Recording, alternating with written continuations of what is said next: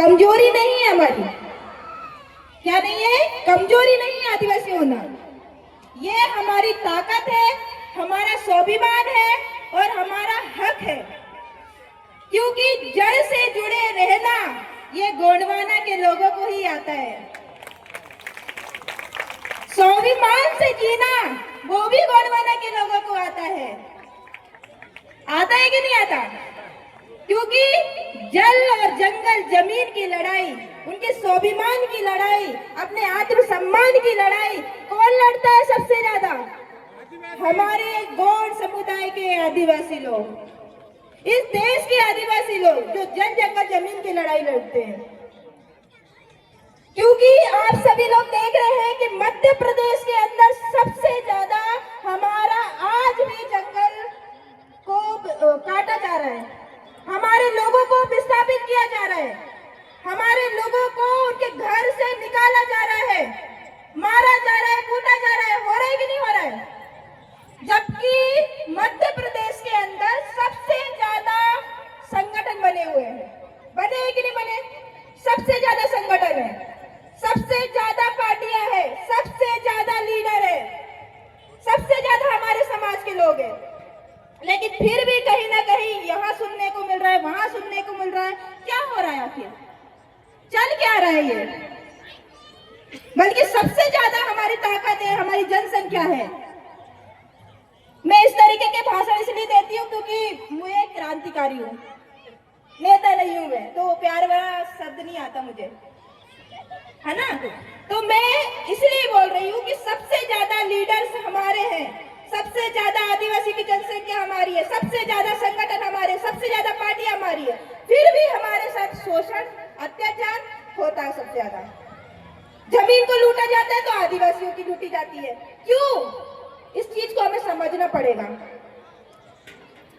आज आदिवासियों की स्थिति गंभीर भी हो गई है और जागरूक भी हो रहे हैं, लेकिन शायद हम लोग अभी भी अपनी ताकत को भूले हुए हैं, हमारी ताकत नहीं पहचान रहे हम लोग। इस पृथ्वी का, ध्यान से सुनना सभी लोग, इस पृथ्वी का पहला व्यक्ति, पहला मानव कौन है? आदिवासी। पृथ्वी की बात कर रही हूँ। तो भाई पहला डॉक्टर भी आदिवासी हुआ होगा, पहला इंजीनियर भी आदिवासी हुआ होगा, पहला वैज्ञानिक भी आदिवासी हुआ होगा। हुआ है कि नहीं? सत्य। तो इस देश को हमसे सीखने की जरूरत है, इस देश के लोगों को हमसे सीखने की जरूरत है। लेकिन भाई हम अपनी ताकत भूल गए। क्या करें? कैसे दिखाए ताकत? सबसे ज्यादा हमारी जनसंख्या, फिर भी तो सोचने वाली बात है कि एक ऐसे समुदाय, एक ऐसे भूखंड के रहने वाले लोग हैं हम, फिर भी हम अपनी ताकत भूल रहे हैं। आप देख सकते हैं आपके जबलपुर में गोंडवाना की राजधानी हुआ करती थी, हमारे राजा महाराजा जिनको तोप से उड़ा दिया गया। सोचने वाली बात है कितनी ऊर्जा होगी, कितना साहस होगा उनके अंदर कि आज उनको उस समय पर तोप से उड़ा दिया गया। क्यों? क्योंकि हमारा समाज का खून था उनके अंदर। तो वो खून हमारे अंदर क्यों नहीं दिख रहा है? सोचने वाली बात है। सामाजिक मंच से हम भाषण देके चले जाएंगे, लेकिन असली क्रांति तो भाई आप सभी के घर से आएगी। कैसे आएगी? आपके ये छोटे छोटे नन्हे मुन्ने कोया कोया पुंगार जो आए हुए हैं ना, उनसे आएगी। अगर हर एक घर में एक एक बिरसा मुंडा होगा तो भाई क्रांति आएगी कि नहीं? एक एक रानी दुर्गावती निकलेगी तो क्रांति आएगी कि नहीं? दादा हीरा सिंह मरकाम जी ने पीली क्रांति तो देकर चले गए हैं, लेकिन अब फर्ज हम जैसे युवाओं का बनता है, हम जैसे मातृ शक्तियों का बनता है, पितृ शक्तियों का बनता है, युवाओं का बनता है। आप लोगों के ही साथ से आज मैं भी शायद इस मंच पे बोल पा रही हूँ। मैंने सोच लिया है, जीऊंगी तो इस समाज के लिए जीऊंगी और मरूंगी भी तो इस समाज के लिए मरूंगी। ये साहस हम सभी युवा वर्गों में आना चाहिए, हम सभी बच्चों के लिए आना चाहिए। यहाँ पे काफी बच्चे लोग भी बैठे हैं, उनके लिए भी मैं दो शब्द बोलूंगी।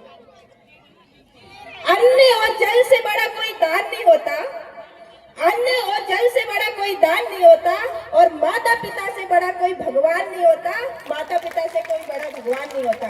तो इस चीज को हमें याद रखना है, क्योंकि आप माता पिता से हर चीज मांगोगे ना तो वो पूरी करेगा। और मैं भगवान से बहुत मांगती हूँ लेकिन मुझे नहीं मिलता, लेकिन मम्मी पापा से अगर मैं बोल देती हूँ ना कि मुझे ये चाहिए तो वो तुरंत ला के देते हैं। तो ये शक्ति है हमारी, ये पावर है हमारी। आज हम बड़े देव को पूज रहे हैं, क्यों पूज रहे हैं? प्रकृति शक्ति है। अगर एक चीज भी गायब हो जाएगी ना तो हम सांस भी नहीं ले सकते, हम पानी भी नहीं पी सकते, उसके बिना जिंदा भी नहीं रह सकते।